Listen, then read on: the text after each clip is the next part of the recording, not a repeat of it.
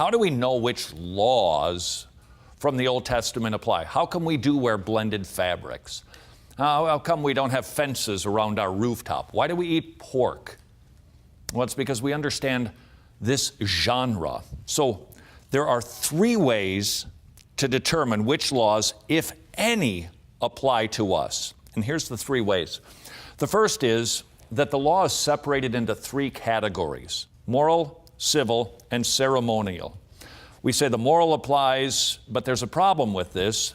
The Old Testament just doesn't make that distinction. Now, you can hold on to any one of these three. I'm not sure any of them are totally perfect, but just be mindful that when the author of Hebrews is saying that the Old Covenant is gone, he doesn't say just the ceremonial part. He's saying 8 through 10, this thing is gone. This thing is gone because he doesn't seem to make those distinctions. It can be helpful. I'm not persuaded that's the best way to understand Old Testament law. Number two, all of the Old Testament laws are in place unless the New Testament repeals it. Now, that's a little bit tricky when it comes to farming and clothing because those rules are not repealed in the New Testament. You know, all the rules about how you're supposed to farm, taking time off, 7 years, 50 years, giving the land a break, those things are not ever repealed in the New Testament. Third option, and this happens to be the one I hold to loosely, but nevertheless, none of the Old Testament laws apply unless the New Testament reiterates. That's how I think we deal with these laws. They're gone. We aren't under that law. We're not under the law anymore. We are under grace.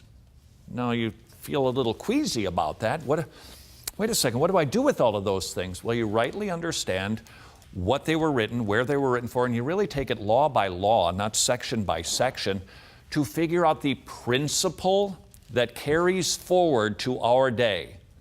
So, thou shalt not murder. We're not under the Mosaic law, which contains the 10 commandments. But does that mean we get to murder? No. Why not? Well, it's reiterated elsewhere in the Bible, whether it's with the covenant people or not. Second of all, we know that that's a principle that God has for all time. So we're not done. We're not unhitching from the Old Testament at all. There is much to be learned about Jesus Christ. There is much to be learned about the character and the nature of God. We see this progressive unfolding revelation. We just need to make sure that we are handling these laws rightly. Those are three ways to handle the law, and it's debatable which is best. Figure out your own, and I wouldn't call you a heretic.